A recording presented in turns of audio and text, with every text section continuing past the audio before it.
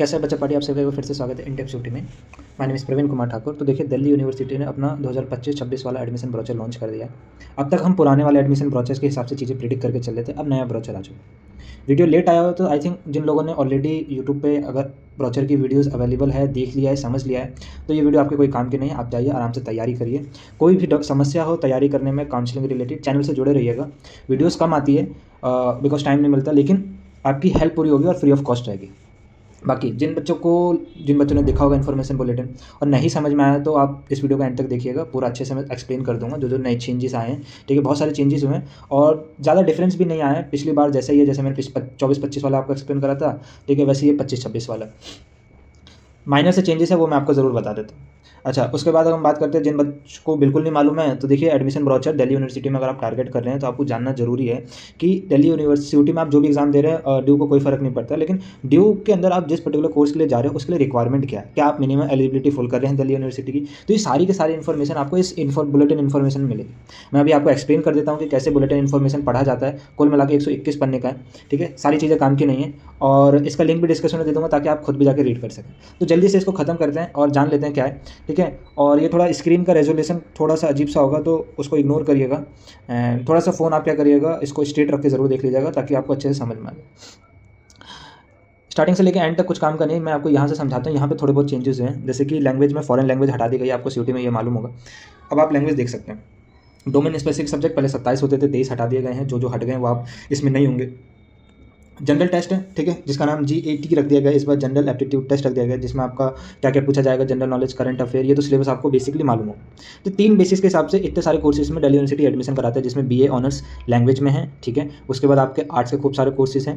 And then उसके बाद आपके साइंस के खूब सारे कोर्सेज होंगे, चाहे ऑनर्स हो चाहे आपके प्रोग्राम कोर्सेज हो। एंड देन कॉमर्स के कुछ कोर्सेज है, वोकेशनल कोर्सेज हैं। एंड उसके बाद आपके ये कुछ एक्स्ट्रा जो कोर्सेज हैं, जैसे कि म्यूजिक हो गया, एजुकेशन हो गया। एजुकेशन में जनरली BLED कोर्स होता है, ठीक है, जो 12th के जस्ट बाद आप कर सकते हैं। And bachelor of fine arts है। ये सारे कोर्सेज दिल्ली यूनिवर्सिटी ऑफर करते हैं। हर एक कोर्सेज के लिए एलिजिबिलिटी अलग अलग होगी, रिक्वायरमेंट अलग अलग होगी। तो देख लेते हैं कि कैसे आप पढ़ सकते हैं। मैं आपको हर एक एक्सप्लेन नहीं करने वाला कि हर एक कोर्स की क्या है। आप बस इतना जान लीजिए कि किसी भी कोर्स की एलिजिबिलिटी को पढ़ा कैसे जाता है दिल्ली यूनिवर्सिटी वाला। अगर आप समझ जाएंगे तो खुद आप अपने अकॉर्डिंग, आप जिस भी कोर्स के लिए टारगेट कर रहे हैं, आप खुद उसको समझ पाएंगे, ढूंढ पाएंगे। पहले वाले क्या होता था, इससे पहले वाले सेशन में दिल्ली यूनिवर्सिटी क्या था, लिस्ट B1 और B2 निकालता था कोर्स को, मतलब डोमेन सब्जेक्ट को 2 हिस्सों में, बराबर हिस्सों में बांटने में। तो ये वाला हिस्सा ना अब इसमें खत्म कर दिया है, सीधा लिस्ट B दे दी है। और लिस्ट B में टोटल 22 सब्जेक्ट है, जिसमें आपके B1 वाले भी हैं, B2 भी वाले, और B1 B2 का कॉन्सेप्ट ही यहाँ पे खत्म कर दिया है। तो अब आपको B1 B2 को लेकर कंफ्यूज नहीं होना और आसान हो जाएगी चीज़ें समझना। ठीक है, चलिए, अगर मैं आपको एक्सप्लेन करना चाहूँ तो देखिए, कोई सा भी कोर्स ले लीजिए। सबसे पहले आपका आता है BA ऑनर्स अरेबिक। अब मैं आपको ये एक्सप्लेन कर देता हूँ। देखिए, 2 कॉम्बिनेशन दिए गए। कॉम्बिनेशन 1 आप देख सकते हैं, ठीक है, ये रहा कॉम्बिनेशन 1 और ये रहा कॉम्बिनेशन 1 और ये रहा कॉम्बिनेशन 2। 2 कॉम्बिनेशन दिया आपको। जिस कोर्स में लेना है, मान लीजिए किसी कोर्स में एक ही कॉम्बिनेशन मिल सकता है, किसी कोर्स में 2 कॉम्बिनेशन के बीच में चॉइस होगी, किसी कोर्स में 3 कॉम्बिनेशन के बीच में चॉइस होगी। आगे आपको एक्सप्लेन करें, जैसे कि यहाँ पे कितने सारे कोर्सेज की चॉइसेस हैं, 1 2 3 4 कॉम्बिनेशन की यहाँ पे चॉइस आपको दे रखी है। इनमें से आपको सिर्फ एक एलिजिबिलिटी फुल करना पड़ता है। आप अगर 2 को कर रहे हो, 3 को कर रहे हो, बहुत बड़ी बात है, मतलब बहुत अच्छी बात है, लेकिन कोई एक आपका कंसिडर कर लिया जाएगा जिसमें आपके अच्छे मार्क्स आएंगे। ठीक है, लेकिन एटलीस्ट आपको कम से कम एक कंडीशन तो फुलफिल करनी पड़ेगी। जैसे कि मैं आपको एक्सप्लेन करने की कोशिश करता हूँ। यहाँ पे फर्स्ट में दे रहा है, ठीक है, आप जाके देखिएगा इसको, तो आपको ये समझ में आएगा कि फर्स्ट में लिखा है any one language from list A में से, लिस्ट ए में से एक लैंग्वेज होनी चाहिए। And any 3 subject from list B, और B में से क्या होने 3 सब्जेक्ट होने चाहिए। अब मैं ये समझा देता हूँ आपका क्या है। देखो, आप जैसे ही क्या नाम है यहाँ जाएंगे तो यहाँ पे आपको दिखेगा, ये है लिस्ट है, ये लिस्ट B। उसने बोला कोई एक लैंग्वेज होनी चाहिए लिस्ट ए में से। कोर्स कौन सा लेने जा रहा हूँ मैं, देखिए, कोर्स लेने जा रहा हूँ अरेबिक। अरेबिक लेने के लिए मेरे पास ज़रूरी नहीं है कि मेरे को अरेबिक ही हो, क्योंकि यहाँ पे कहीं मेंशन नहीं करेगा कि अरेबिक कंपलसरी है, ये भी मेंशन नहीं करेगा कि इंग्लिश कंपलसरी है। आपको कोई एक लैंग्वेज चाहिए लिस्ट ए में से। इतनी सारी लैंग्वेज है, सारी के सारी इंडियन है, आपको जो लेना है उसमें से आप सेलेक्ट कर सकते हैं। ठीक है, इंडियन है, साथ के साथ इंग्लिश भी वहाँ पे इंक्लूडेड है, क्योंकि इंग्लिश को भी एज अ इंडियन लैंग्वेज का पार्ट ही आपसे माना जाता है। उसके बाद आपका 3 डोमेन है, ये लिस्ट है, इनमें से 3 डोमेन आप कुछ भी ले सकते हैं। ठीक है, कंडीशन, एक चीज़ का ध्यान रखिएगा, कोई भी बच्चा जो दिल्ली यूनिवर्सिटी को टारगेट कर रहा है, उसके लिए एक कंडीशन रिक्वायरमेंट है कि वो CUT में भले कोई सा भी domain subject they they. Due कहता है आपको जो मर्जी देना दो। अगर मेरे को ड्यू ये कह रहा है कि अगर मेरे को किसी कोर्स में 3 डोमेन की रिक्वायरमेंट है, तो वो 3 डोमेन वही डोमेन होने चाहिए जो आपने क्लास 12 में पढ़ा हो। ज़रूरी नहीं है कि मैं एक्सप्लेन करता हूँ, आप बस सुनते रहिए। ठीक है, ज़रूरी नहीं है, मान लीजिए कोई बच्चा कह रहा है कि भाई मैं आर्ट्स का हूँ और मतलब मैं साइंस का हूँ और मेरे को क्या चाहिए, आर्ट्स चाहिए, तो क्या मेरे को आर्ट्स के सब्जेक्ट देना है? नहीं, आपको देना साइंस का ही सब्जेक्ट है। आप PCM दीजिए या PCB दीजिए या PCMB दीजिए, जो आपको देना दीजिए डोमेन सब्जेक्ट में। आपको जो कोर्स चाहिए उस समय वहाँ पे ये मेंशन नहीं करा होता है BA के कोर्सेज में कि आपको हिस्ट्री चाहिए, आपको ज्योग्राफी चाहिए, ऐसे सब्जेक्ट नहीं। वहाँ पे बस लिखा होता है एनी 3 डोमेन, जैसे यहाँ पे लिखा है एनी 3 सब्जेक्ट। अब इन 3 सब्जेक्ट में से आपने जो क्लास 12 में पढ़ा है ले लीजिए। आप साइंस के हो, आप आर्ट्स के हो, आप कॉमर्स के हो, कोई सी भी बैकग्राउंड से हो, 3 वो सब्जेक्ट ले लीजिए जो आपने 12th में पढ़े, उन्हीं 3 सब्जेक्ट को, ठीक है, वो यहाँ पे फुलफिल हो जाएगा। कोई कंपलसरी नहीं है। आप कोई आर्ट्स वाला है, वो आर्ट्स वाला अगर सब्जेक्ट चूज़ करने जाएगा तो आपका हिस्ट्री ले सकता है, पॉलिटी ले सकता है, ज्योग्राफी लेगा, वो 3 डोमेन ऐसे पूरे करेगा। कोई साइंस वाला है तो PCM चूज़ करेगा, कोई साइंस में बायो वाला है तो PCB चूज़ करेगा, उसके लिए डोमेन अलग हो जाएगा। कोई कॉमर्स वाला है तो अकाउंटेंसी हो गया आपका, फिर क्या नाम है, बिजनेस स्टडी हो गया, और आपका इकोनॉमिक्स हो गया, तो उसके लिए 3 डोमेन अलग हो जाएंगे। तो ये था बेसिकली डोमेन का क्राइटेरिया। ये आपको समझ में आ गया तो आपको हर एक कोर्सेज समझ में आ जाए। इसी तरीके से देखिए, आप BA ऑनर्स आप बंगाली लेने जा रहे हैं, ठीक है। अच्छा, इसका आपको मैंने सेकंड नहीं समझाया, सेकंड भी समझा देता हूँ, ठीक है। सेकंड में ये कह रहा है कि अगर आपको मान लीजिए 3 डोमेन नहीं देने, तो आपके पास एक ये नया निकाला गया है पहली बार, इससे पहले नहीं थे ये कॉम्बिनेशन, ठीक है, कि 2 लैंग्वेज ले लो कोई लिस्ट A में से, एंड 2 डोमेन ले लो, कोई से भी 2 डोमेन ले लो और 2 लैंग्वेज ले लो। किसी को हिंदी इंग्लिश दोनों आती है तो हिंदी इंग्लिश ले लें, है ना, और 2 डोमेन ले लें। तब भी कट ऑफ क्या नाम है, आपके 4 सब्जेक्ट हैं, सेकंड कॉम्बिनेशन से भी और फर्स्ट कॉम्बिनेशन से भी क्या नाम है, 4 आपके सब्जेक्ट हैं। इधर से भी आपको कुल मिला के 1000 नंबर का पेपर बने मार्क्स आएगा, इधर से भी आपका 1000 नंबर में से आपकी क्या रहेगी, कट ऑफ जाएगी, ठीक है। समझ में आ गया आपको। ये सीटें हैं कि जाकर इस वन में UR कैटेगरी में, तो आपको सीटों से कोई लेना देना नहीं है। आप बस टारगेट करिए आपको जो कोर्स चाहिए। देखिए, अपने दिमाग में एक बात बैठा के रख लीजिए, ड्यू को टारगेट करें। ड्यू के अच्छे कॉलेज बहुत बेटर होते हैं, ठीक है, जैसे कि नॉर्थ कैंपस, साउथ कैंपस। लेकिन कॉलेज से ज़्यादा, लोग कहते हैं कॉलेज मैटर करता है, ज़रूरी है कॉलेज मैटर करता है, लेकिन कॉलेज से ज़्यादा कोर्स भी मैटर करता है, ठीक है। अगर आप किसी अच्छे कोर्स के लिए, ठीक है, अच्छे कोर्स के लिए आप क्या नाम है, अच्छा कॉलेज हटा दे रहे हैं तो कोई दिक्कत वाली बात नहीं।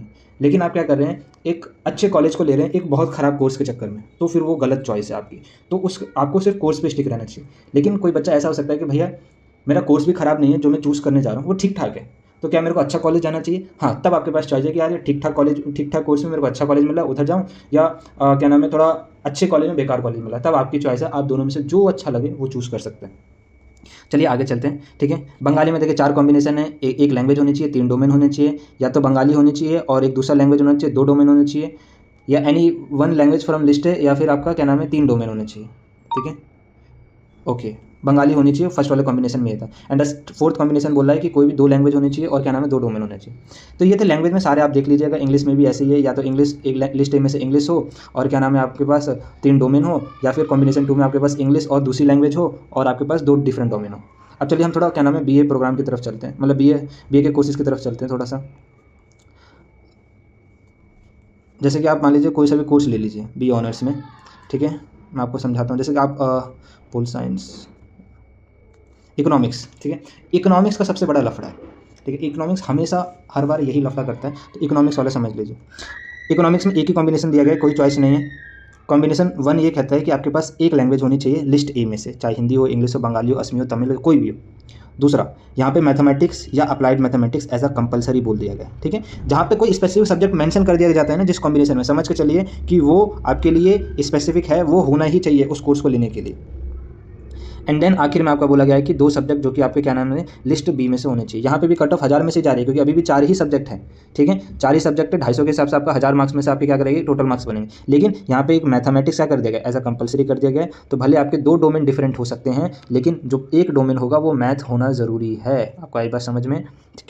यानी एक ऐसा बच्चा जिसने CUT में, अच्छा देखिए अब यहाँ पे केसेस बन जाते हैं, मैं आपको 2-3 केसेस सुना देता हूँ, सुन लीजिए। एक ऐसा बच्चा जिसने क्लास 12th में क्या नाम है मैथ नहीं थी, और उसने CUT में भी मैथ नहीं थी, तो इकोनॉमिक सब्जेक्ट उसको मिलेगा नहीं, ये पहला। दूसरा कैटेगरी, एक ऐसा बच्चा जिसके पास क्लास 12th में मैथ थी नहीं, लेकिन उसने CUT के एग्जाम में मैथमेटिक्स सब्जेक्ट दे दिया, ठीक है, तब भी उसको ये कोर्स नहीं मिलने वाला दिल्ली यूनिवर्सिटी में, क्योंकि 12th में उसके पास ये सब्जेक्ट नहीं था। एक ऐसा बच्चा जिसके पास क्लास 12 में मैथ थी, लेकिन उसने CUET के एग्जाम में मैथ नहीं दी, तब भी ये कॉम्बिनेशन आपको नहीं मिलेगा।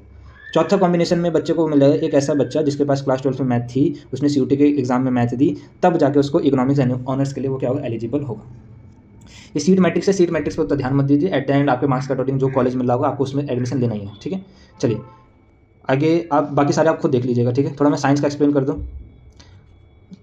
साइंस में जैसे कि आप जा रहे हैं बायोकेमिस्ट्री में जा रहे हैं, ठीक है। देखिए BSc honours biochemistry, BSc honours biochemistry कहता है 2 कॉम्बिनेशन दिए उसने। केमिस्ट्री पहला कॉम्बिनेशन है केमिस्ट्री होनी चाहिए, बायोलॉजी, बायोलॉजिकल स्टडी, बायोटेक्नोलॉजी में से कोई एक होना चाहिए, ठीक है।